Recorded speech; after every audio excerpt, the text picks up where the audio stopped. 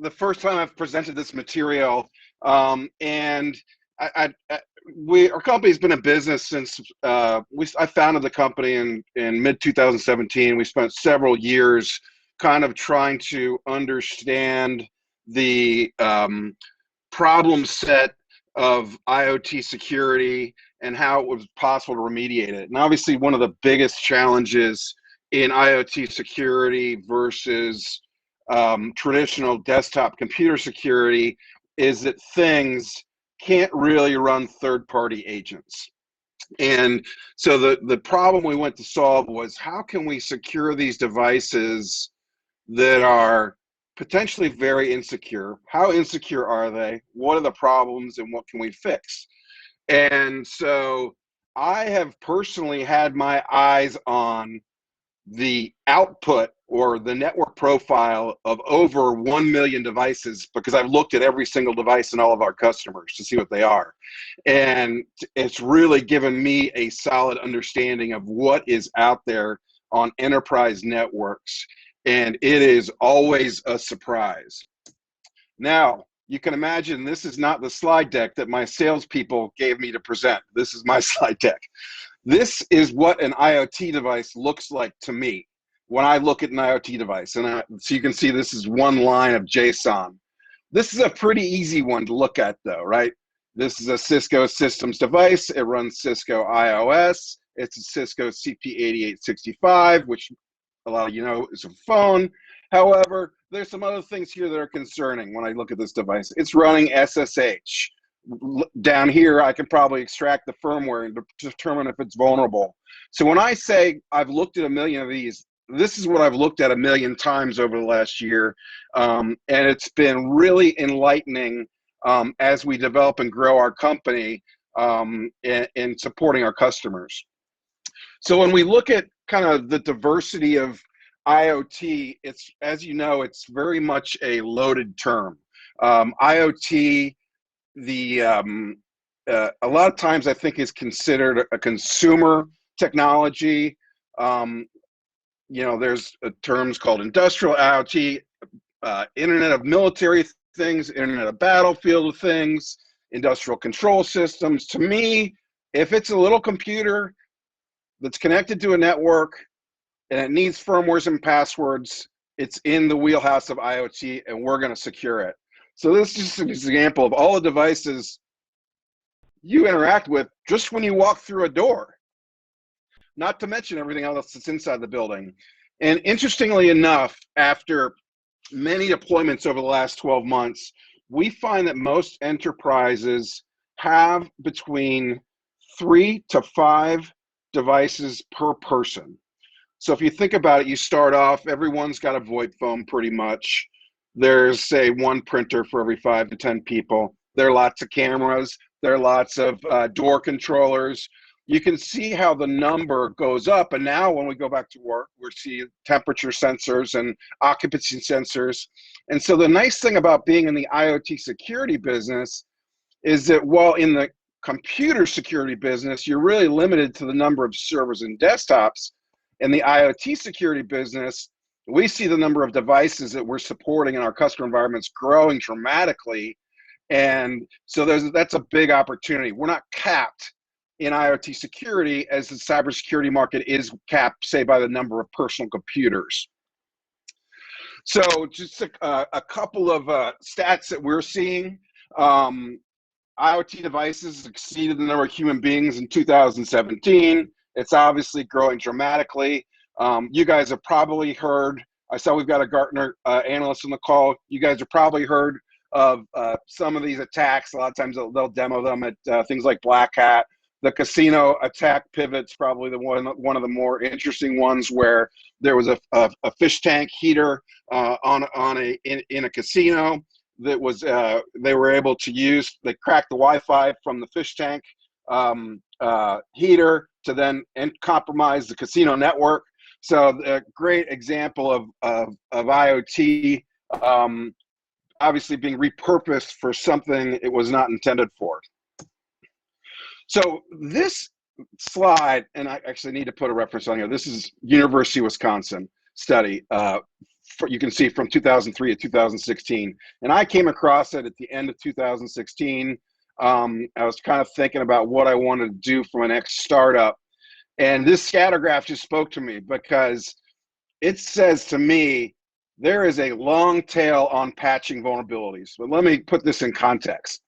So the University of Wisconsin, like a good university, when they came under a massive cyber attack, they didn't stop the cyber attack. They actually studied it for 13 years. And well, that's not normal for corporations. It is great data. And it gives us this data like this linear decay, the half-life, et cetera. And while this data is representative of one specific vulnerability in a Netgear SNTP, Simple Network Time Protocol vulnerability, we do find it representative in that on average, we find the firmware or operating system on IoT devices to be between 5 to 7 years old today. So if you put that in the context of a Windows laptop that you pulled out of storage 7 years ago that had no patches and didn't have a password on it and plugged it in at your local Starbucks, you'd probably be pretty much instantly compromised and a ransomware victim.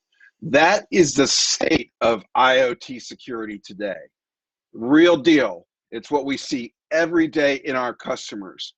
Not tens, but tens of thousands of common issues like default credentials or hot critical CVEs. And I'm going to walk through a couple use cases of what we see because I think it'll be illuminating. So this was the most surprising statistic to me out of these million devices that we analyzed. 26% of them are end of life. They are not getting updates. There's no security options for them. And they pretty much need to come off the network, or if they can't come off the network, they've got to be segmented. And we really look at segmentation is a useful tool, but in a COVID context, it's more of a quarantine. And we think that remediation is truly necessary. And the difference between remediation and quarantine is that remediation is actually patching these devices. It's actually managing the credentials in a safe way so that things don't all have the same password. And most importantly, on both perspectives, from a patch and password perspective, that devices are compliant with corporations' own InfoSec policy. We've never found a single customer where their IoT was compliant with their InfoSec policy. And so what we do with this data is we roll this up to typically ServiceNow, and that'll trigger an event to start procurement, to start a replacement process, or at least give the IT and CIO the decision information they can make to say, I'm willing to accept this risk, or I'm not willing to accept this risk. This was also surprising. It's not surprising to unbox things. Obviously, when you unbox things and buy things, they all have default credentials. But to see devices that have been deployed for 7 to 10 years or 6 months in top-tier financial services, government, transportation, global retailers, that half these devices have default credentials is remarkable, because they have spent tens of millions, if not more, on the, say, 70% of their network that is composed of computers to make sure this is impossible. But one device that can be compromised undoes that entire investment. And it's not just one device, it's half of them. And it's interesting when we'll do a deployment now, because our job, if you haven't caught, our product basically patches vulnerabilities, kind of like Tanium, and rotates credentials. We integrate with the PAM providers to do that. Sometimes the security guys will try and scramble to go get ahead of us, and they'll still miss, hundreds or thousands of devices because they simply can't find them.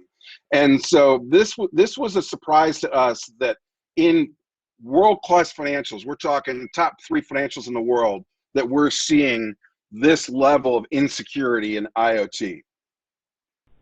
I can pause here. I don't know if there are any questions. I can't see the chat because I'm in full screen.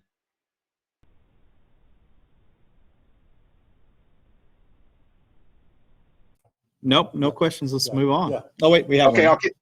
okay. Who do you think, who's your ideal customer for this type of thing that you see as most vulnerable? Well, pretty much everybody across the board, it has the same level of vulnerability. So my recipe for cybersecurity startups has always been to start with Wall Street and DoD, and those are typically the security elite. So really, our target is any enterprise with more than, say, 3,000 employees. They all have these problems. And if the top tier banks and the DoD, the problem is so bad they had to pass a law for their own CIOs to change the passwords, that that really everyone has this problem. And the challenge is not a competence issue. The challenge is a visibility issue and a tooling issue. Really, to date, there's been no way to automate this. And to manually remediate vulnerabilities for each embedded device probably costs about $250 in man hours a year. So when you're talking tens of thousands of devices, you obviously want to look for an automated solution to do that. Doing it manually is just not, it's not going to happen. There's no way you can rotate these credentials. To give you an example, our first customer, this is really a beta. We picked this purposely because it was a company that had 12,000 devices. They're very valuable devices. They were all the same device, and this was in 2019. And they all had the same password, and they all had out-of-date firmware. Some of them had malware. Well, it turns out that the type of customer that was actually a Bitcoin mine, which was a great place for our first customer because we were dealing with valuable equipment that could be compromised, that had all the same passwords and had serious firmware management. Now, we're not targeting the Bitcoin mining industry per se, but it was a very good test. We were able to rotate credentials on 12,000 of their miners in 2 hours and patch 12,000 miners in 1 day. And that would have taken 1 man year. And so after that success, you said, okay, this is a winner. Let's iterate, let's go after real enterprise. And that's where we are today. So now that we know that half of the devices, 26% of the devices are on their deathbed, half of them have default credentials, half of them have vulnerable firmware. And as I said, the firmware is typically 5 to 7 years old, which is horrific if you put it in, say, Windows or Linux standards. Now, the double entendre here is that most IoT devices we're talking about are actually running Linux. So you've got all these little Linux servers that look like cameras, they look like phones, they look like door controllers, but they're really running Linux. But they're not treated like the Linux servers in the data center. They're not treated like the Linux servers in the cloud. And therefore, they can be easily co-opted and used for pivot and exfiltration of data. This is what the auditors are using to break in now, because you've locked down your PCs, you've locked down your servers. No one's thought about, hey, do I need to patch my 30,000 printers? Yep, you do. So when I say vulnerable, now I'm talking about basically, I don't consider low CVEs vulnerabilities. Our customers really don't care about those. I'm talking medium, high, and critical. 18% have criticals. So when you're talking a critical CVE, and if you're not familiar with CVE, it's an industry standard. It's something I worked on in the 90s. MITRE pretty much runs the scoring system now. It is the way we score a vulnerability. And a critical CVE, or common vulnerability enumeration, means it's a 9 or above on a scale of 1 to 10. And a 9 or above means that anyone can remotely take full remote access to this device with no credentials. It's a remote root vulnerability. It's the most serious of the type. And what compounds the problem in the world of IoT is that these devices now are running systems on a chip. So while you may say, well, I quarantined my cameras, they're running PoE and it's okay. But your cameras also have a system on a chip that's got a 2.4 gigahertz Wi-Fi chip. It's got a 5 gigahertz Wi-Fi chip. It's got a Bluetooth chip. It may have a Zigbee chip that you don't even know about. So these devices are multi-homed. And once they're compromised, they can use that multi-homing for additional pivot and attack vectors and exfil. So you know, one of the key things we're adding into our products this year is the ability to turn that stuff off. You know, does your HP printer really need Wi-Fi and Bluetooth when in fact it's plugged into an Ethernet interface? The answer for most cases is no. And some of these devices operate promiscuously on the network because they're designed to be easy to operate with, right? Printers like to print. You know, they want to sell you more toners, so they're going to make it as easy as possible. Anybody walking by can use Bluetooth, they can use Wi-Fi Direct, but that's really not a good security posture. So these critical security vulnerabilities are so serious that when I'm on a call with, say, a FinServe customer, and we show them, you know, 100 critical CVEs, they get off the phone immediately and go fix them. There's no waiting around. This is kind of, you know, deathbed type situation for these devices, and they have policies that require immediate remediation for critical CVEs. However, the traditional vulnerability scanners that are out there, they've been doing a really good job finding vulnerabilities for the last 20 years. I worked on one at ISS that then was purchased by Rapid7. I know Nessus well, I know Qualys well, and they do a very good job of finding vulnerabilities in computer systems and applications. They do a pretty poor job of detecting IoT. In our lab, where we have basically a Noah's Ark of devices that we see in the enterprise, they have about a 10% detection rate. So it's not low enough. And so we spent a lot of effort on our detection and what we call interrogation to talk to these devices so that we can identify them very accurately down to the device model number, the device serial number, and create not only a unique identifier for that, so that if it moves around the network, we can track it because IoT can move, right? You can pick up a printer and move it to another building, switch it to a Wi-Fi interface, and if you're looking for a MAC address, you're never going to find it. But because we create this UID based on the unique characteristics of that device, we're always going to know where it is. We're always going to be able to manage that device. But the number of critical CVEs to me was a shocker. I knew there would be some, but this is a pretty high rate. If you're talking about 18% of what I'm saying, IoT consists of 20 to 30% of your network. That means if at least 5 or 6% of your network has critical CVEs on those IP addresses, and that's totally unacceptable in today's environment. So I decided to put together the worst offenders. And this is somewhat subjective. This is what I think the worst offenders are. And a lot of them are more IT focused, actually. So this is an Avocent KVM switch. And this one was kind of a shocker because these are everywhere. Can anyone guess what software is running underneath the hood of this box?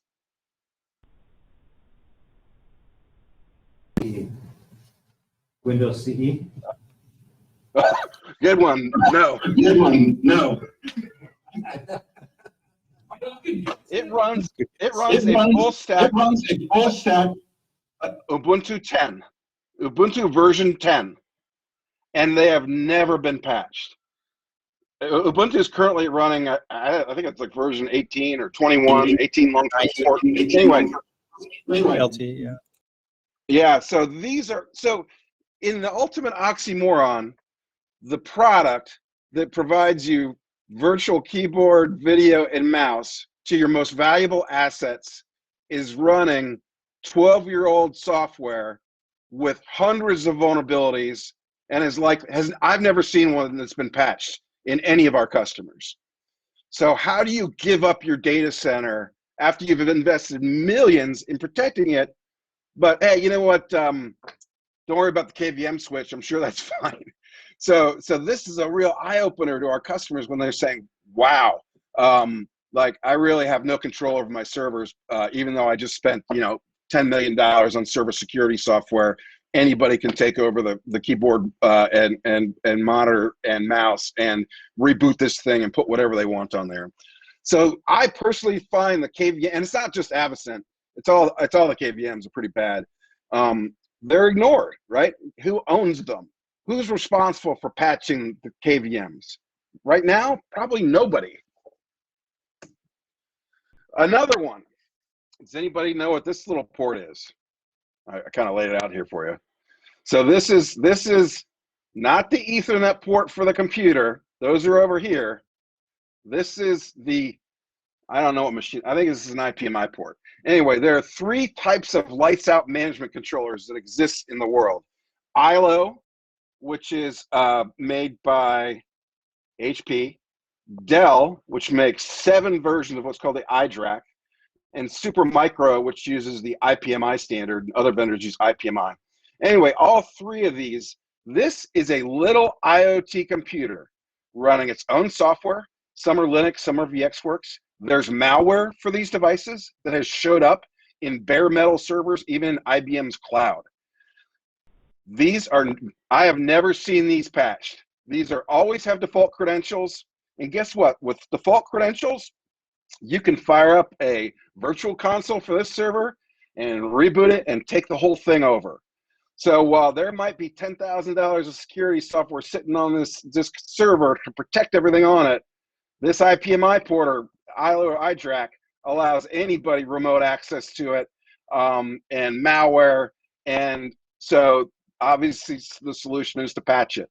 Now, it's open for debate. Is this IoT or not? To me, this is IoT. This is a thing in a customer's environment that runs its own embedded operating system that is not even, they're not even aware it's there, or they forgot about it, and it introduces a huge vulnerability.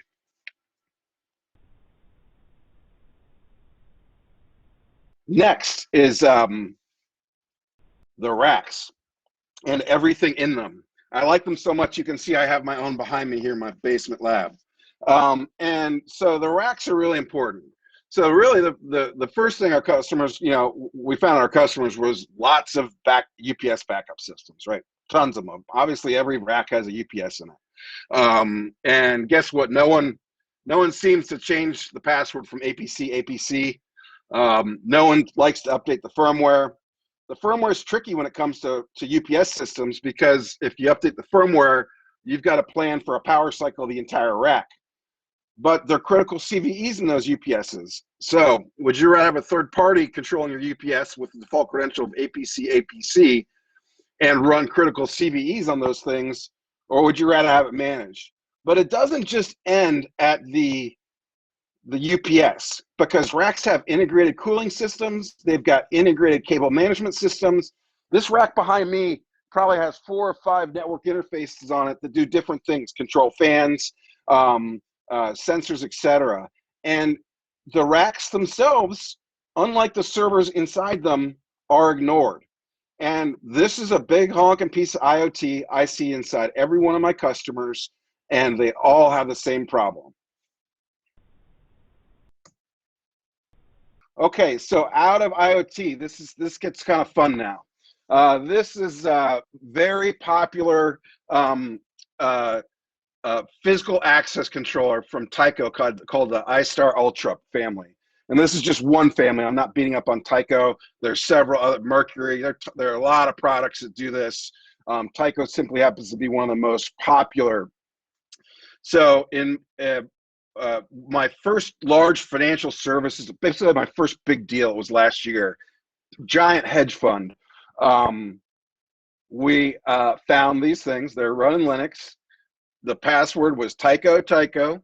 Customer was in a new building, and we showed them that they could lock or unlock 6,400 doors by logging in with Tyco, including the front door.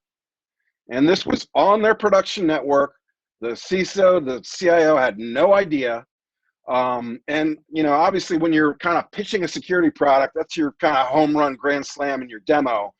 But now it's kind of table stakes for us now. Okay, you got an iStar Ultra, it's running firmware version 2.3. It's got 3 critical CVEs, passwords Tyco. We'll go ahead and patch it. We'll go ahead and rotate the credentials, store them in CyberArk, HashiCorp, whatever for you. But these, so, you know, again, in the oxymoron of the KVM, right? You're depending on these to secure your physical infrastructure, yet no one is securing these. And it's not true that every device has default credentials. They're really 2 sets. There's the ones with default credentials and the ones where the password's been changed once.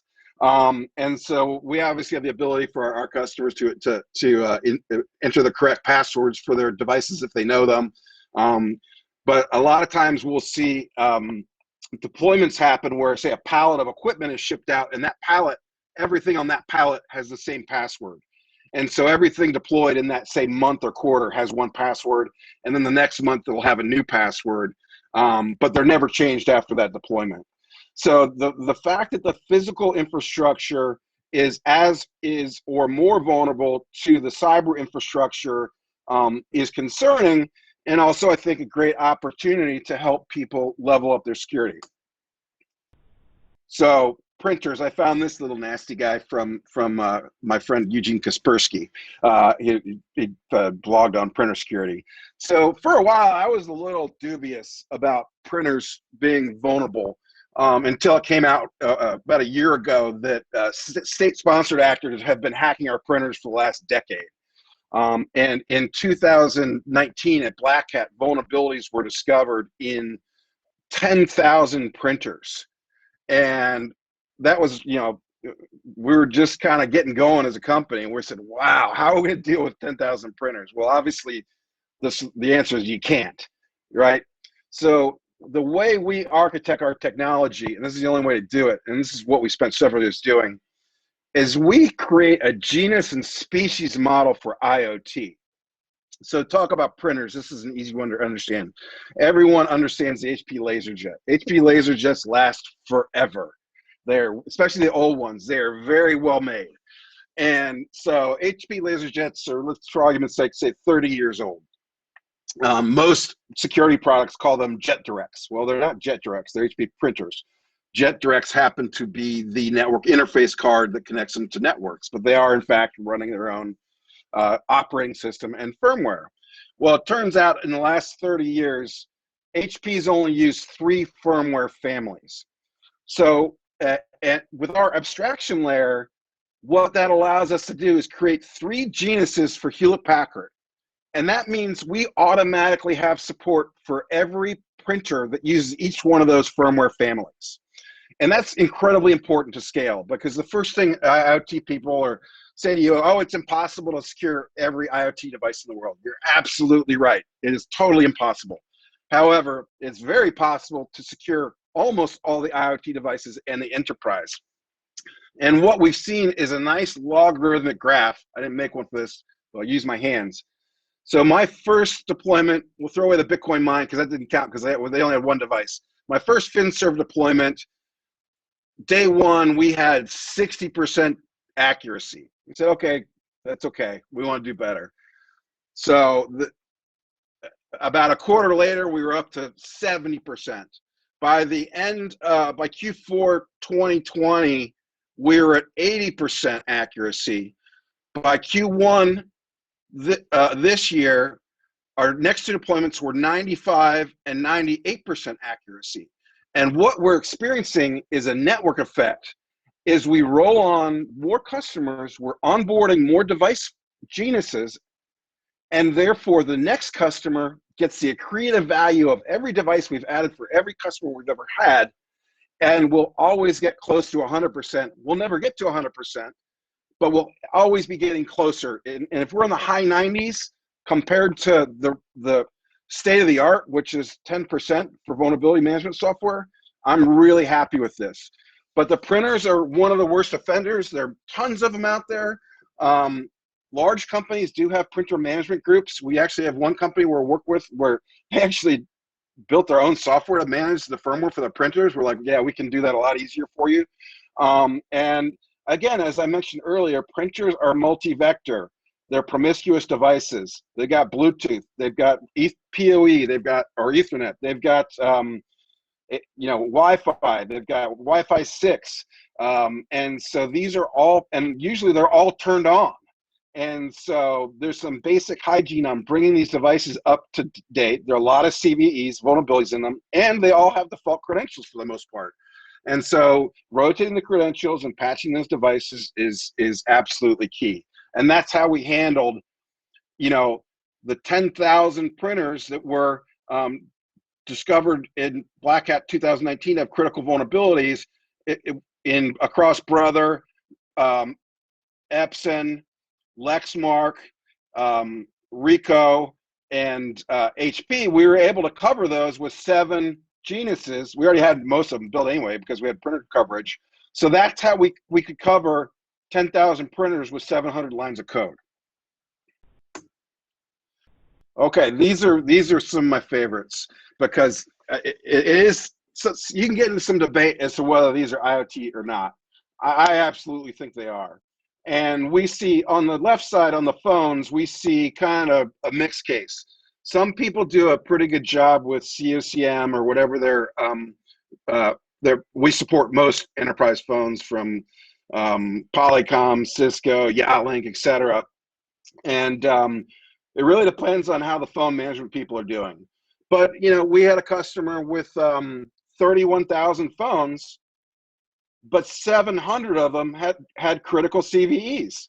So what good does it do if you secured 30,300, but 700 of them still had critical vulnerabilities?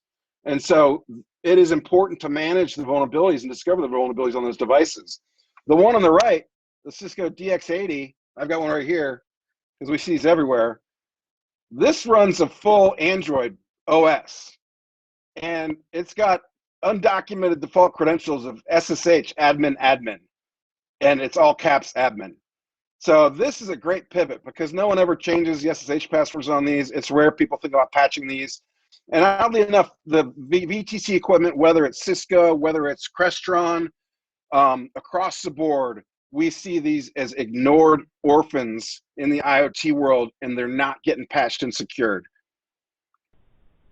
And I think, let's see, okay. I think this is my last one.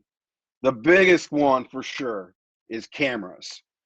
So cameras are by far the worst devices we see in network. Number one, there are lots of them.